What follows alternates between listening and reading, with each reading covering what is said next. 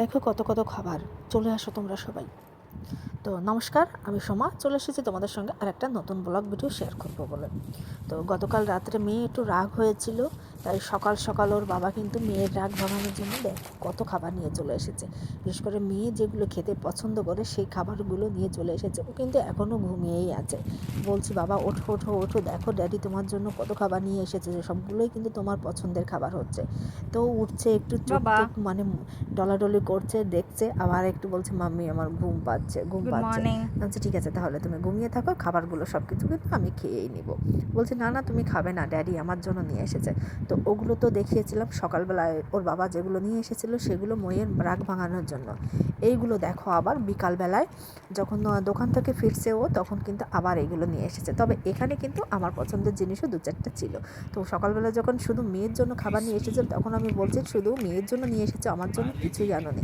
আমি তো কিছু পছন্দ করি, তাহলে আমার জন্য কিছু আনেনি, সব পেয়ার শুধু মেয়ের জন্য, আমার জন্য কিছুই নেই।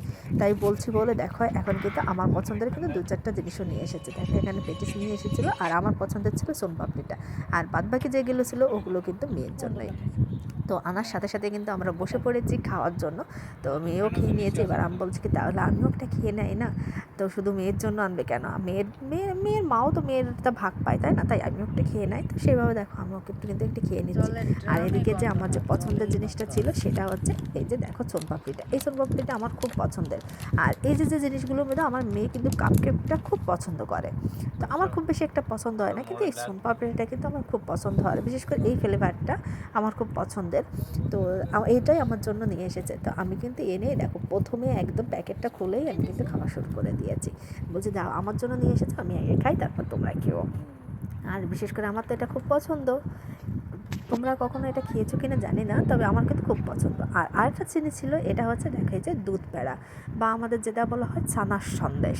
তো এখানে আমরা তো বাংলার বাইরে থাকি, তো আমাদের এখানে ওভাবে পাওয়া যায় না, এটা প্যাকেটে এরকম করে প্রসেসিং করে পাওয়া যায়। এটা তো প্যাকেটে নিয়ে এসেছে, খুব টেস্টি, কিন্তু আমার তো ভীষণ পছন্দের এই জিনিসটা। আর শুধু আমার না, আমাদের বাড়ির সবাই খুব পছন্দ করে এই জিনিসটা, ভীষণ আমার তো খেতে ভীষণ ভালো লাগে। বেশি কলকাতায় যখন যাই তখন বাবা নিয়ে আসে।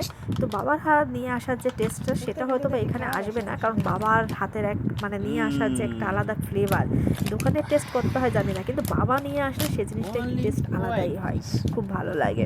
তো এটা তো আমার বর নিয়ে এসেছে। তো এটার টেস্টও কিন্তু অনেক সুন্দর। তো অনেক দিন ধরে বাবাকে মিস করছি খুব, মনে হচ্ছিলো বাড়িতে যাই, কিন্তু এবার তো যেহেতু আমি বাড়িতে যেতে পারলাম না কিছু কারণের জন্য, তো বাবার হাতে নিয়ে আসা অনেকগুলো জিনিস আমি এবার খুব মিস করে গেলাম। আর আরেকটা জিনিস ছিল, এটা অবশ্য কি বলা হয় আমাদের আমসত্ত্ব, এটা আমসত্ত্ব বলা হয়, কিন্তু এখানকার আমসত্ত্ব এটা সাউথ ইন্ডিয়ান আমসত্ত্ব, আমাদের মতো না। দেখো এটা কেমন একটা প্যাকিং করে নিয়ে এসেছিলো, হাফ কিলোর মতো ছিল, বলছে এটাকে খেয়ে নাও তারপর আবার এনে দেবো। দেখো এটা কিন্তু একটা স্তরে স্তরে কিন্তু জমা হয়ে থাকে, দেখো এক একটা করে স্তর দেখেছে এভাবে কিন্তু জমা হয়ে থাকে। আমাদের আমসত্ত্বগুলো এরকম হয় না, কিন্তু কিন্তু এটা হচ্ছে যে এগুলো এটা তোমার ফ্যাক্টরিতে তৈরি করা হয়, সেগুলো খেতে কিন্তু দারুণ লাগে। তো আজকের আমার এই যে খাবারের ভিডিওটা তোমাদের কেমন লাগলো অবশ্যই কিন্তু সবাই একটু কমেন্ট করে জানাবে, পাশে থাকবে। তো আমি অনেক দিন ধরে লং ভিডিও পোস্ট করতে পারছি না, তো আজকে একটু পোস্ট করলাম। প্লিজ সবাই একটু সাথে থাকো, পাশে থাকো, সবাই একসঙ্গে এগিয়ে যাব। ধন্যবাদ সবাইকে।